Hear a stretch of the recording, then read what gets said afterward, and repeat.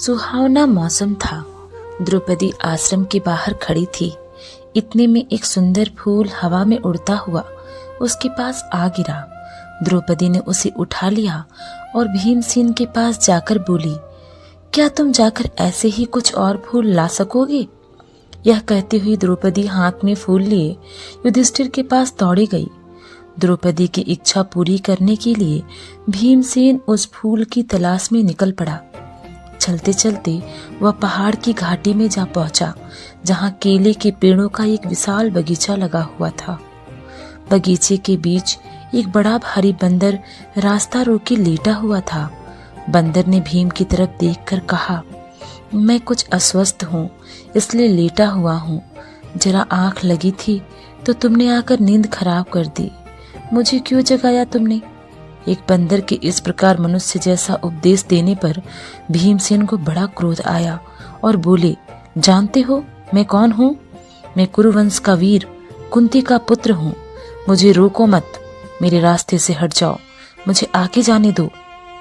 बंदर बोला, देखो भाई, मैं बूढ़ा हूँ, कठिनाई से उठ बैठ सकता हूँ। ठीक है, यदि तुम्हें आगे बढ़ना है तो मुझे लांग कर चले जाओ। भीमसेन ने कहा, किसी जानवर को लांघना अनुचित कहा गया है, इसी से मैं रुक गया, नहीं तो कभी का तुम्हें एक ही छलांग में लांघ कर चला गया होता। बंदर ने कहा, भाई मुझे जरा बताना कि वह हनुमान कौन था जो समुद्र को लांघ गया था? भीमसेन जरा कड़क कर बोला, क्या कहा? तुम महावीर हनुमान को नहीं जानते? उठकर रास्ता दे दो, नाहक मृत्यु को न्योता मत दो। बंदर बड़े करुण स्वर में बोला, हे वीर, शांत हो जाओ, इतना क्रोध ना करो। यदि मुझे लांघना तुम्हें अनुचित लगता है तो मेरी इस पूंछ को हटाकर एक और कर दो और चले जाओ।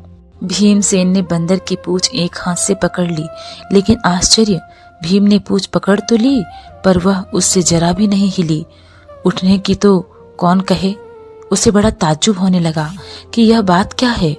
उसने दोनों हाथों से पूंछ पकड़कर खूब जोर लगाया, किंतु पूंछ वैसी की वैसी ही धरी रही। भीम बड़ा लज्जित हुआ, उसका गर्व चूर हो गया। उसे बड़ा विस्मय होने लगा कि मुझसे अधिक ताकतवर यह कौन है। भीम के मन में बलिष्ठों के लिए बड़ी श्रद्धा थी। वह नम्र हो गया, बोला, मुझे क्षमा करें, आप कौन हैं? हनुमान ने कहा, हे पांडुवीर, हनुमान मैं ही हूँ। वानर श्रेष्ठ, मुझसे बढ़कर भाग्यवान और कौन होगा जो मुझे आपके दर्शन प्राप्त हुए। कहकर भीमसेन ने हनुमान को दंडवत प्रणाम किया। मारुति ने आशीर्वाद देते हुए कहा, भीम, युद्ध के समय तुम्हारे भाई अर्जुन के रथ पर उड़ने वाली ध्वजा में मैं विद्यमान रहूंगा, विजय तुम्हारी ही होगी। इसके बाद हनुमान ने भीमसेन को पास के झरने में खिले हुए सुगंधित फूल दिखाए। फूलों को देखते ही भीमसेन को द्रौपदी का स्मरण हो आया। उसने जल्दी से फूल तोड़े और बेग से आश्रम की ओर लौट चला।